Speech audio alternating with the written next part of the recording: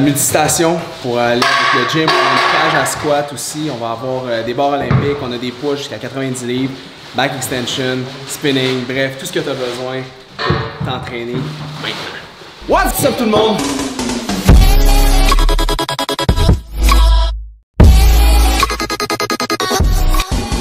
Aujourd'hui, on fait un entraînement de jambes avec une emphase sur la chaîne postérieure, donc fessiers, ischio-jambiers. Mais avant ça, juste vous montrer, on est en train de finaliser les derniers préparatifs pour notre déménagement officiel. Vous le savez, on était à Saint-Lambert et on s'en va à Saint-Hubert.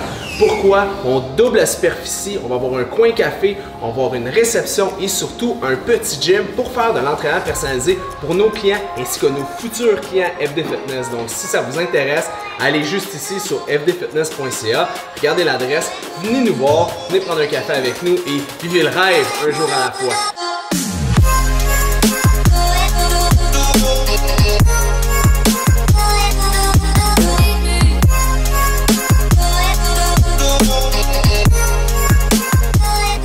What's up tout le monde, bienvenue à l'entraînement de jambes avec une dominance au niveau du fessier. Actuellement, là, je fais une activation au niveau de mon fessier. Je m'assure d'ouvrir la hanche sur le côté et de la kicker loin à l'extérieur. Pourquoi?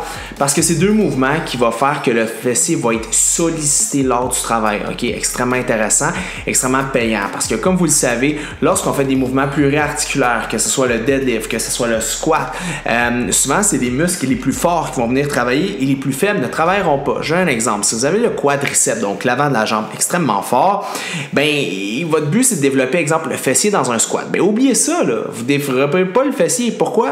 Parce que c'est le quad qui va prendre tout le travail. Par contre, en s'assurant de faire une activation du fessier avant l'entraînement, vous dites à votre système nerveux, donc vous dites à votre cerveau, là, c'est toi, mes fesses que je veux qu'ils travaillent. Donc là, je peux m'attaquer à mon premier exercice pluriarticulaire. À ce moment-là, on a des deadlifts avec une trap bar. Le but d'utiliser une trap bar, c'est que c'est un heureux mélange entre le squat et le deadlift. Très bon pour les trapèzes, hein, trap bar. Donc le haut de corps travaille un petit peu ainsi que le bas de corps de façon intense. Comme vous voyez, je m'assure que mon genou est quand même loin en avant de commencer le mouvement.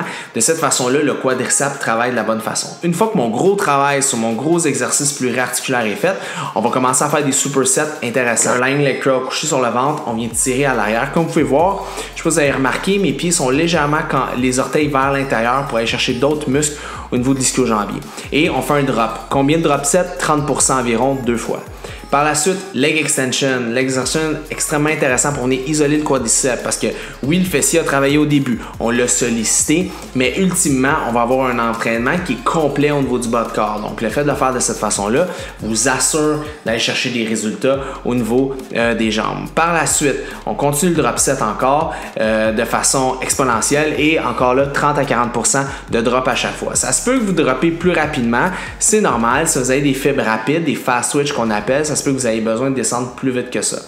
Par la suite, on superset un back extension et des mollets assis. Back extension, comme vous pouvez voir, je ne descends pas trop bas parce que lorsqu'on descend trop bas, c'est le carré des lombes qui va travailler. Donc, le bas du dos va travailler pour activer le mouvement ou l'ischio-jambier. C'est vraiment ma fesse qui prend 100% le travail. Et par la suite, je finis avec un mouvement pour travailler le solaire, donc l'espèce de gros galbe au niveau du mollet pour s'assurer d'épaissir le mollet et le rendre beaucoup plus fort. On s'assure de stretcher au maximum en bas et de monter le maximum sur le bout des orteils. Je sais que c'est difficile, mais c'est vraiment ça l'objectif. Donc voilà un entraînement qui est complet avec une emphase sur le fessier et l'ischio-jambier sans pour autant oublier le quadriceps. Sur ça, bon workout.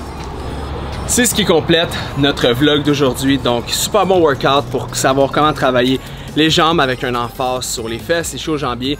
Un workout avec beaucoup de volume. Fait que gênez-vous pas de rentrer un petit peu de glucides après l'entraînement pour bien récupérer. Que vous soyez en perte de poids ou en hypertrophie, c'est la même chose. Une fois que le muscle est plein de glycogène, il sera prêt pour votre prochain workout. Moi, je vous dis à la prochaine et n'oubliez pas de liker, partager, vous abonner à notre chaîne YouTube, aller sur Instagram, bref, nous suivre sur toutes les plateformes pour avoir les exclusivités FD Fitness.